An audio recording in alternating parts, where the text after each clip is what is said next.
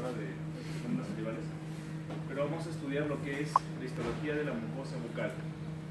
Bueno, la mucosa bucal, como ustedes saben, fuera de los dientes es todo lo que recubre la cavidad bucal. Entonces, cuando hagan clínica, o se están haciendo ya clínica, no solamente ven dientes, ¿no? Eso es lo que, donde trabajan, ven lengua, ven encía, ven paladar, blando, duro, todo lo que recubre estas estructuras es mucosa bucal, que está lubricada por la saliva, que tiene varias características. No es la misma la mucosa bucal de la lengua que la mucosa bucal del paladar, que la mucosa bucal del labio, tiene diferencias. Entonces hoy día vamos a estudiar de forma general, porque en la clase que viene vamos a estudiar algunos tipos específicos de mucosa bucal. Hoy día va a ser la clase más general de las características que tiene esta mucosa bucal, y hablaremos sobre uno de los tipos de mucosa bucal, que es la mucosa de revestimiento.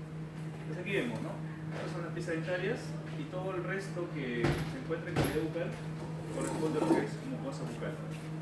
Tenemos la lengua, tenemos el labio, tenemos los carrillos, ¿no? La parte interna de los cachetes, tenemos el piso de boca, el paladar blando, el paladar duro, la encía, todo eso es mucosa bucal, cuyo color, como hemos visto o han visto ustedes diariamente, cuando se cepilla es un color rosado, cuando se inflama es más rojo, cuando está alterado a veces sangra, la encía sobre todo, a veces se puede volver la mucosa más pálida. Las personas que tienen anemia, por ejemplo, la mucosa bucal pierde esa coloración rosada y se vuelve más pálida. Aquí tenemos el origen de la mucosa bucal. La mucosa bucal está constituido por dos grandes tejidos, lo que es el epitelio y lo que es el tejido conectivo. El epitelio tiene en sí mismo la capacidad de nutrirse. Un epitelio tiene en sí mismo la capacidad de poder alimentarse en sí mismo el epitelio. ¿Hay vasos sanguíneos dentro del epitelio? No muchos. No hay vasos sanguíneos. No. El epitelio no tiene vasos sanguíneos. Lo que lo nutre el epitelio es el tejido conectivo que se encuentra por debajo. Entonces, mucosa bucal, el término mucosa bucal involucra lo que es el epitelio y lo que es el tejido conectivo, que se conoce como la lámina propia o coreo, donde está la sangre, donde está la nutrición, que va a permitir que este epitelio, que se encuentra en la parte superior de la mucosa, se nutra. El epitelio, como ven aquí, de la mucosa bucal presenta varias capas. Un epitelio poliestratificado. Presenta varias capas, como ven aquí, es un epitelio poliestratificado, ¿no? ¿Recuerdan la clasificación de epitelio? ¿No? Simple, cuando tiene una sola capa, y poliestratificado cuando tiene más de una capa. Mucosa bucal es un epitelio poliestratificado. Y las células superficiales son planas, es un epitelio poliestratificado plano. Hay varias características que vamos a ver en un momento, pero en general es un epitelio poliestratificado plano, pero la capa superficial es la que se modifica de una parte de la mucosa a otra parte de la mucosa. Vamos a ver que hay varios tipos que se diferencian por la capa superficial que tiene este tipo de epitelio. Bueno, el tejido conectivo, donde está la nutrición, donde están otras células conectivas, fibroblastos, en conjunto todo esto se llama mucosa bucal.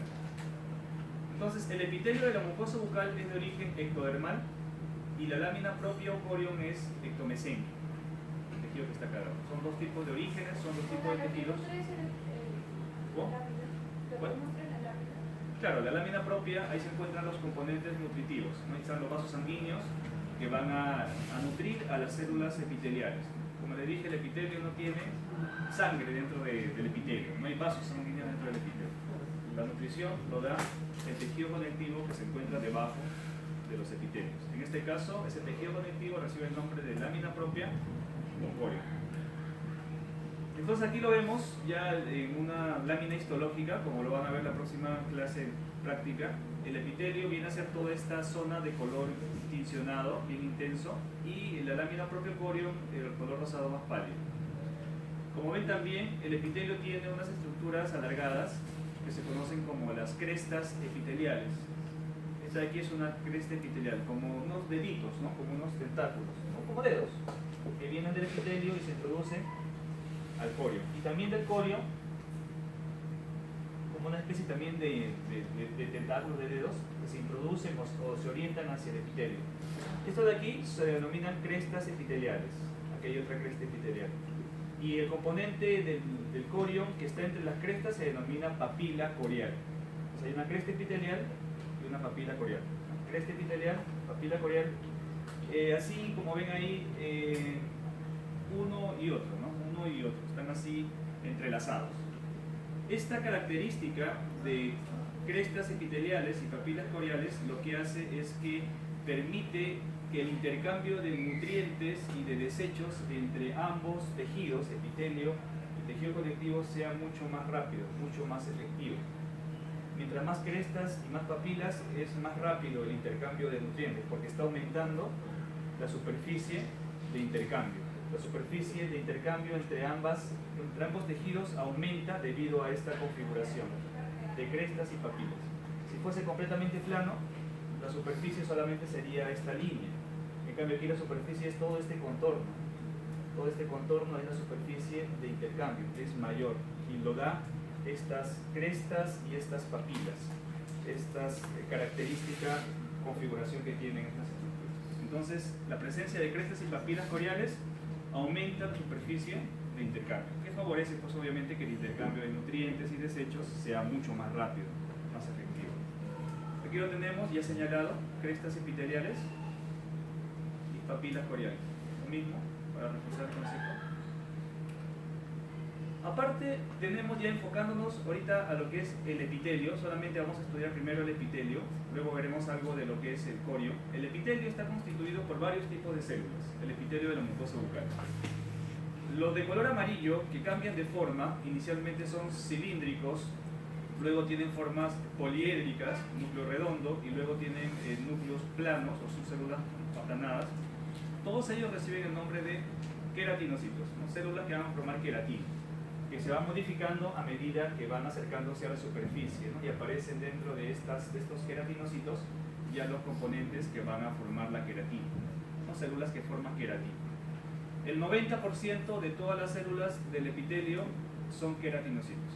Como les digo, que cambian de forma, inicialmente cilíndricos en el estrato basal, luego cambian a células poliédricas, luego estas mismas cambian a células planas y luego se llenan de queratina y forman la cubierta externa. Pero aparte de estos queratinocitos, también hay otras células. Hay unas células, esta de aquí, se denomina la célula de Langerhans, esta célula que se encuentra en este estrato intermedio. Esta célula de Langerhans es una célula de defensa, es una célula del sistema inmune de defensa, célula de Langerhans, una célula dendrítica, así también se le denomina. Luego tenemos en el estrato basal, encontramos dos tipos de células. Intermedio o espinoso. Ahorita vamos a ver los estratos dependiendo del tipo de epitelio, pero sí, en el estrato intermedio, no está en el basal. Ahorita vamos a ver que hay algunas diferencias con respecto al nombre de estrato intermedio y espinoso, dependiendo del tipo de epitelio.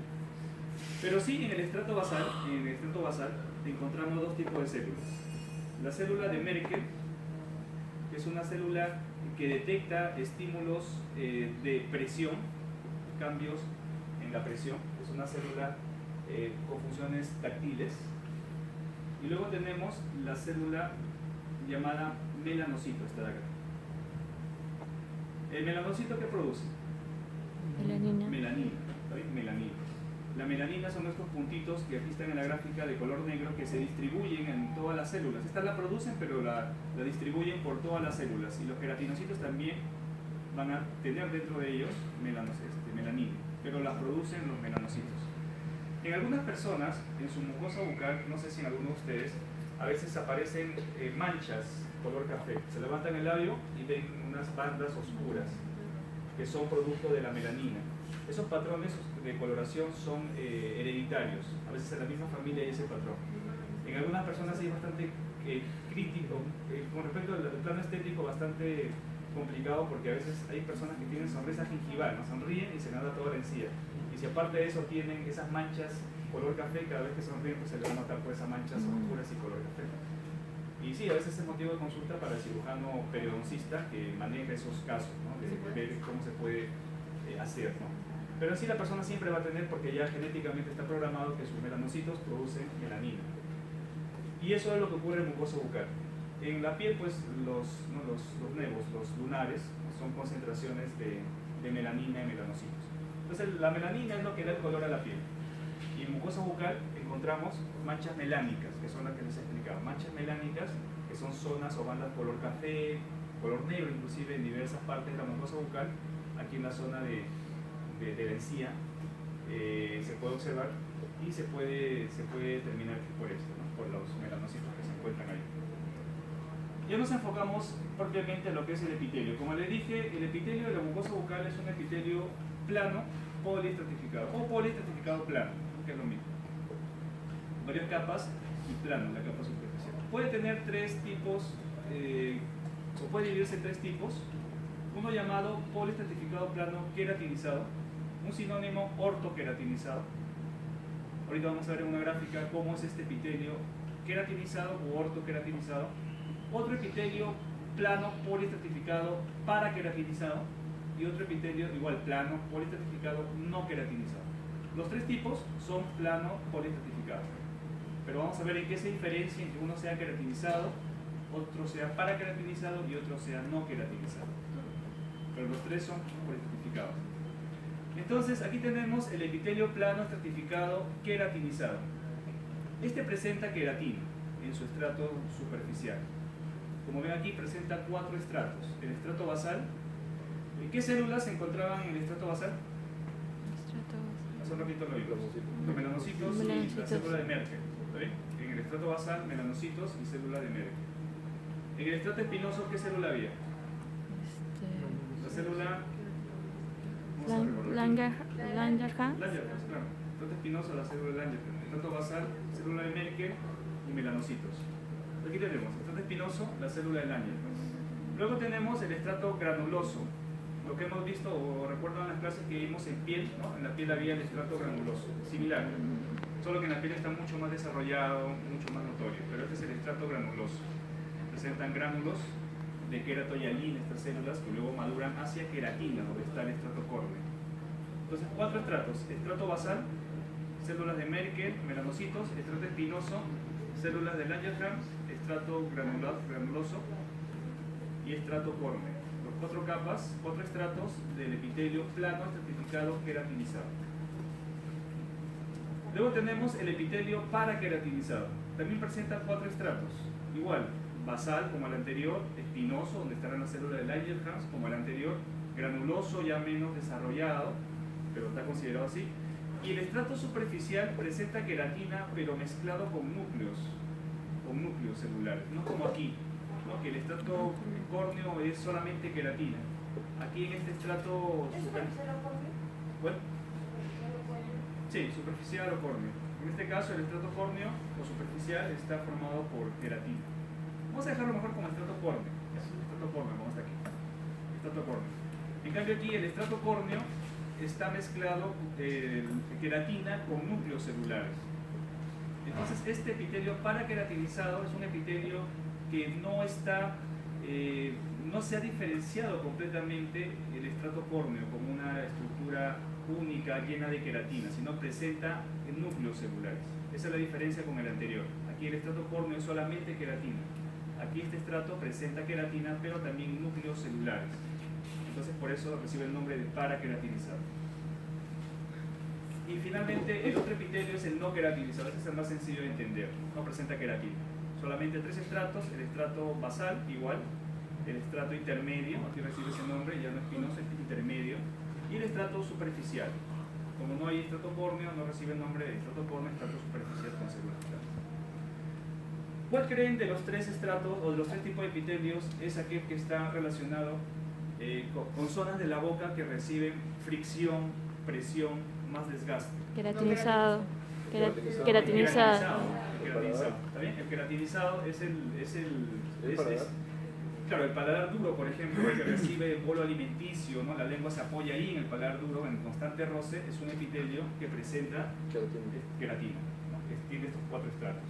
La encía adherida, por ejemplo, donde también el alimento rosa, los labios rozan constantemente, también tiene este tipo de epitelio.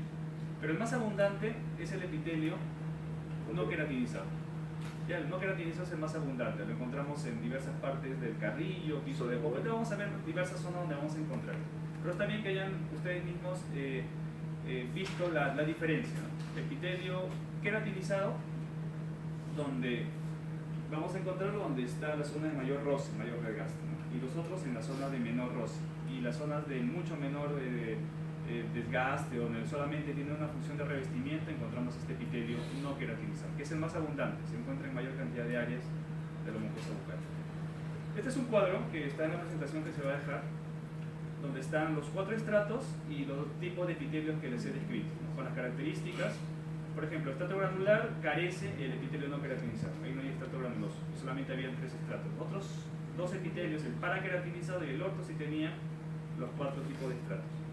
Aquí el estrato superficial, ¿no? Capa córnea con núcleos, el otro es solamente capa córnea, o sea, queratina, sin núcleos. Están las características. Ahora vamos a hablar un poquito sobre lo que es el corio, el tejido conectivo que se encuentra por debajo del epitelio. Entonces, en el epitelio no hay vasos sanguíneos, en el epitelio no hay células conectivas. Estas células conectivas, estos vasos sanguíneos se encuentran en la lámina propio corio. Pero no solo eso, ¿no? Por ejemplo, ustedes cuando consumen un alimento caliente, detectan rápidamente que están tomando algo caliente o algo helado, ¿correcto? Entonces, esos cambios, esas características que tienen los alimentos con respecto a la temperatura o con respecto también a la rugosidad o aspereza que uno también consume cuando un alimento ingresa a la boca, uno detecta pues si es algo áspero, si es algo duro, algo liso. Hay aquí en el tejido conectivo, en el corio, diversos tipos de receptores que van a detectar justamente estos cambios de temperatura, estos cambios de textura en los alimentos. Ahí tenemos, por ejemplo, en el tejido conectivo, en el corio, una estructura llamada corpúsculo de Meissner. Esto de aquí, que está asociado con una terminación nerviosa. Este corpúsculo de Meissner también va a detectar cambios en la presión, por ejemplo, que soporta la mucosa bucal. ¿No? Si ustedes se presionan con su lengua el carrillo, están detectando que hay una presión sobre esa zona de la mucosa bucal. La estructura que detecta eso es el corpúsculo de Meissner. Ahí estamos detectando. O presionan su paladar duro o blando, están sintiendo ahí una presión que ejerce la lengua o el alimento, cualquier cosa que uno lleve a la boca. El corpúsculo de Meissner está detectando justamente eso. Se encarga de detectar presión en mucosa bucal. Se encuentra en el tejido conectivo. Luego tenemos el corpúsculo de Krauss, este de aquí. El corpúsculo de Krauss es una estructura también en el corio que se encarga de detectar estímulos térmicos de frío. Si ustedes consumen un helado, sienten pues el frío ahí en la boca, ¿no? En el labio, en la lengua. La estructura que detecta ese frío es el corpúsculo de Krauss. Aquí en la gráfica no está, pero hay otro corpúsculo que detecta los cambios térmicos de temperaturas elevadas. Por ejemplo, un café caliente, ¿no? Ustedes toman el café y sienten, ¿no? La temperatura elevada, es el corpúsculo de Ruffini. El corpúsculo de Ruffini, calor. Corpúsculo de Krauss, frío. Ambos detectan cambios térmicos. ¿Por eso Ruffini cuál era? Ruffini, calor. Krauss, frío.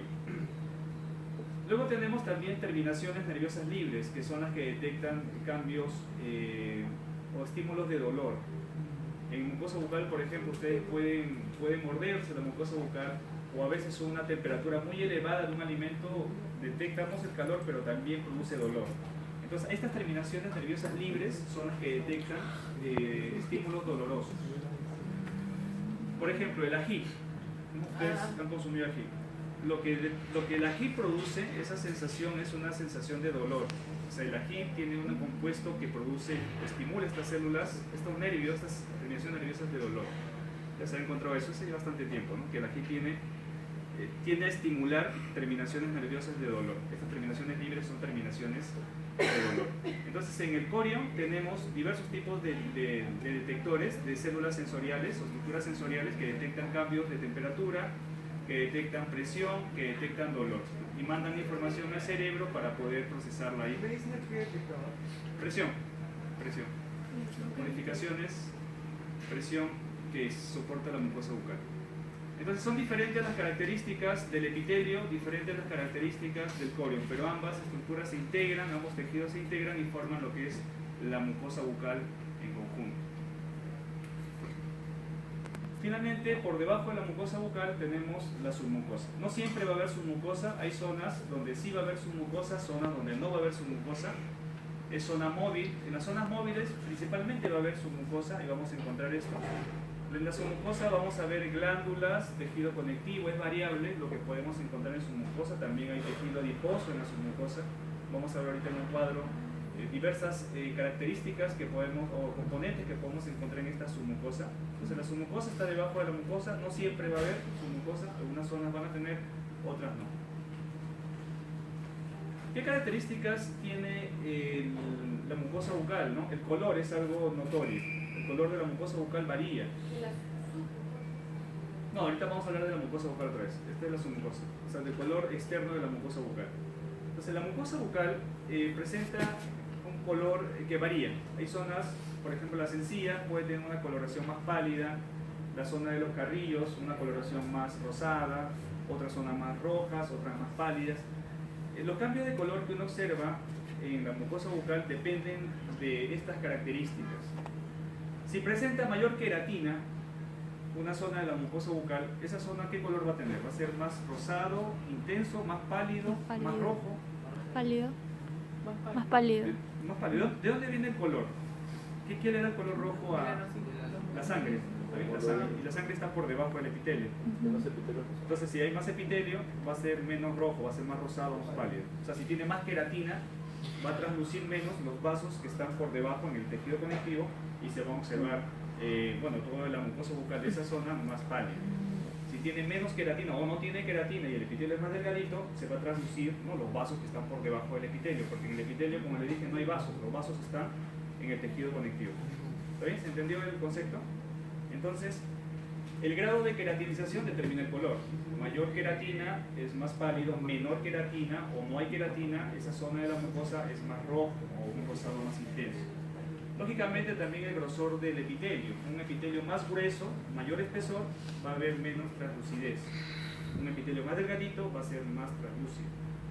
Por eso es que cuando se inflama la mucosa bucal, por ejemplo las encías se inflaman, se tornan de color rojo, porque se inflaman debido a que los vasos sanguíneos se dilatan, hay mayor cantidad de sangre en esas áreas y por eso se trasluce la rubicundez y se nota más rojo por la inflamación, porque los vasos se han dilatado por el proceso infeccioso, traumático que se ha llevado a cabo ahí.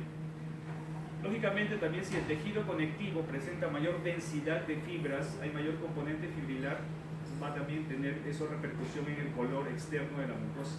Si hay menos cantidad de vasos sanguíneos, va a ser menos rojo esa zona, va a ser más pálido. Sí, también el tejido conectivo puede influenciar en el color de la mucosa bucal, no solamente el epitelio, sino el poro. Claro, si presenta mayor densidad, ¿no?, de fibras, el tejido conectivo, y menor contenido de vasos sanguíneos, el color de esa zona de la mucosa va a ser más pálido. O sea, el color de la mucosa lo da los vasos sanguíneos. Si hay menos vasos, va a ser más pálido. Si el espesor del epitelio, queratina, es mayor, también va a haber menor translucidez de estos vasos sanguíneos. Eso determina el color diverso que se encuentra en las áreas de la mucosa bucal. Aquí tenemos, ¿no?, este de aquí es encía, lo han visto en clínica ya, que están haciendo cardiología. Aquí tenemos la encía marginal, la encía adherida, características, ¿no?, su rosado pálido que tiene esta encía. Cuando se inflama todo esto se vuelve rojo porque los vasos se dilatan y sangra la encía y se nota todo de un color más rojo, más intenso. Aquí vemos igual a la parte inferior, un rosado pálido. La clasificación de la mucosa bucal se determina de acuerdo a las características que les he dicho. Por ejemplo, ¿no?, si yo les digo de que la mucosa masticatoria es aquella que soporta mayor cantidad de fricción, mayor cantidad de roce, ¿qué tipo de epitelio va a tener? Queratinizado, ¿no?, o ortoqueratinizado. ¿Está bien? Entonces hay tres tipos de epitelios: queratinizado, paraqueratinizado y no queratinizado. Entonces, de acuerdo a esa característica, esos tipos de epitelios que se distribuyen en diversos tipos de mucosa y se les ha señalado así con nombres. Entonces, el epitelio no queratinizado, mucosa de revestimiento. El epitelio queratinizado o también paraqueratinizado, mucosa masticatoria. Porque el paraqueratinizado también tiene queratina, o sea, puede estar en la mucosa masticatoria. Y la mucosa especializada no puede tener queratina, pero en algunas partes también puede tener algo de queratina. Entonces, la mucosa masticatoria es el queratinizado, el revestimiento no queratinizado, y la mucosa especializada, como veremos en la clase que viene. Algunas papilas tienen algo de queratina, otras no tienen queratina, o sea, es variable. Hoy vamos a hablar entonces sobre la mucosa de revestimiento. Solamente vamos a enfocar ya para terminar la teoría y la próxima clase hablaremos de estas dos mucosas que están en la parte inferior. Entonces la mucosa de revestimiento tiene un epitelio no queratinizado. ¿Dónde la encontramos? Encontramos mucosa de revestimiento en todas estas áreas de la boca, mucosa masticatoria en estas zonas de acá y mucosa especializada en el dorso o la cara dorsal de la lengua. Pues hoy día vamos a hablar un poco sobre estas áreas donde encontramos la mucosa de revestimiento, ¿no? Mucosa alveolar, esta línea mucogingival que separa la encía adherida del resto de la mucosa bucal. Esto de aquí ya corresponde a mucosa alveolar. Esta línea es la línea que separa la encía adherida de la mucosa alveolar. Entonces esto de aquí es mucosa de revestimiento y esto de aquí es mucosa masticatoria, encía adherida y encía marginal.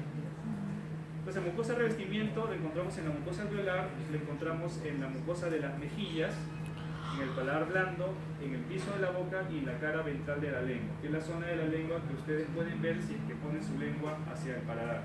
Esa es la cara ventral. La cara dorsal de la lengua es la que ustedes observan cuando sacan la lengua. Esa es la cara dorsal. Entonces, la cara ventral de la lengua también es mucosa de revestimiento.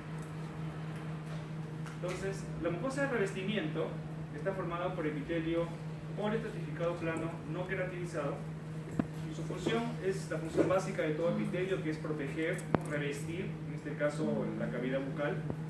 Es distensible y se adapta a los movimientos. Que tiene capacidad elástica, ¿no? Que puede cambiar su tamaño y regresar a su posición original. Es distensible, depresible, puede cambiar de forma. Por ejemplo, tú te inflas tu cachete y luego regresa, es distensible. Entonces aquí tenemos la distribución general de la mucosa de revestimiento. Tenemos en el suelo de boca, en labios y mejillas, en cara ventral de la lengua y paladar blando. No queratinizado es el epitelio, no queratinizado. Su espesor, y aquí tenemos características de su corio y características de su submucosa. ¿Correcto? Entonces hay diversas características que encontramos en su corio y en su submucosa. En algunos casos la submucosa va a estar ausente, como es en el caso de la cara ventral de la lengua. Ahí no hay submucosa. En otras partes la submucosa va a tener tejido adiposo o glándulas salivales, dependiendo del tipo y la zona de la mucosa de revestimiento. ¿Cuál? ¿Esta es la cara ventral? No, la de atrás. No, La de abajo. Entonces, por ejemplo, aquí tenemos el labio. El labio, que es esta zona de acá, tiene tres áreas bien diferenciadas. Una zona que es la zona que estoy ahorita tocando aquí. Esta es la zona cutánea del labio, esto acá, que se continúa con la piel de la cara. Esta es la zona cutánea. La zona roja, que es la más característica del labio, es la zona del bermellón, que es esta área de acá. Y la zona mucosa, propiamente mucosa bucal, es esta zona de aquí, que es la zona que ya va hacia adentro, que es la zona que está lubricada por la saliva. Entonces el labio tiene tres áreas. La zona cutánea, que tiene... vamos a verlo ya en práctica con más detalle. Tiene glándulas salivales, tiene glándulas sudoríparas, tiene glándulas sebáceas, tiene folículos pilosos, similar a lo que es la piel de la cara, que también tiene estos componentes. Entonces tenemos, esta es la zona cutánea, la zona del labio que se continúa con la cavidad bucal. Luego tenemos la zona del bermellón. En la zona del bermellón la característica es que presenta su tejido conectivo debajo del epitelio una gran cantidad de vasos sanguíneos, y eso es lo que le da el color rosado a esta zona de acá del labio. Los vasos sanguíneos siempre dan el color en la zona del bermellón. Y la zona cutánea, la zona mucosa es la zona que da hacia el interior, que está lubricada por saliva. En esta zona mucosa, en la zona de la submucosa vamos a encontrar aquí glándulas salivales menores, que van a secretar saliva mucosa. Y justamente estas glándulas salivales son las que van a estar lubricando continuamente esta zona de la mucosa bucal del labio para que siempre se encuentre hidratada. Ahí lo podemos ver con más detalle. Esta es la zona cutánea, esta es la zona del bermellón y esta de aquí es la zona mucosa. Y aquí con más aumento lo que es la zona mucosa, con su epitelio no queratinizado, su corio y sus glándulas salivales menores que se encuentran aquí, que secretan saliva y que siempre van a estar lubricando a este epitelio no queratinizado de la zona mucosa del labio. Los carrillos, que son las zonas internas de las mejillas, los carrillos, ahí encontramos también un epitelio no queratinizado su corio y su submucosa, donde encontramos glándulas salivales, por eso van a lubricar siempre también esta región del carrillo, y también tenemos tejido adiposo.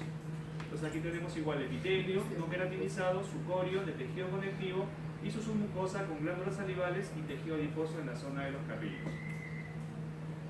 El paladar blando, ¿no? Que es la zona del paladar que se prolonga hasta la úvula, ¿no? Todo eso es paladar blando, la zona móvil del paladar. La zona de la parte de adelante donde ustedes apoyan su lengua, eso es el paladar duro. Eso es un pacificatorio. Ese es duro, eso va a ser la próxima semana. Más atrás, porque está más atrás. Esa parte posterior de la lengua ya difícilmente puede tocar, porque está bien atrás. Esa es la zona del paladar blando, que se continúa con la úvula o campanilla, ¿no? Que se encuentra en la parte posterior. Entonces, en este paladar blando igual es un epitelio no queratinizado. Debajo está el corio y tenemos la submucosa con glándulas salivales menores. Como la doctora dijo, la mayoría, la gran cantidad de glándulas salivales menores son de tipo de secreción mucosa. Estas glándulas palatinas también son de secreción mucosa, saliva espesa, saliva mucosa, rica en mucina. Tienen estas glándulas salivales menores. Entonces, epitelio no queratinizado, corio y las glándulas salivales menores en la submucosa. Finalmente, en la cara ventral de la lengua tenemos igual un epitelio no queratinizado, su tejido conectivo, y aquí no hay submucosa, ya se continúa con el músculo o los diversos tipos de músculos que se encuentran en la lengua. Músculo estriado voluntario en la lengua, pero diversos tipos de músculos que hay. ¿Cuál? Claro, el corio, ¿no? Tejido conectivo, y luego viene directamente el plano muscular, ¿no? En la cara ventral de la lengua no hay submucosa, es mucosa y luego viene el plano muscular. Y la mucosa constituida por el epitelio no queratinizado, por el certificado plano no queratinizado, y el corio de tejido conectivo. Y luego ya se continúa con el plano muscular. Es una de las excepciones donde no hay submucosa, esta cara ventral de la lengua. ¿Muy jóvenes? ¿Preguntas? Ya, esto lo vamos a ver en práctica, en más detalle se va a ver ahí labio, paladar blando, vamos a observar.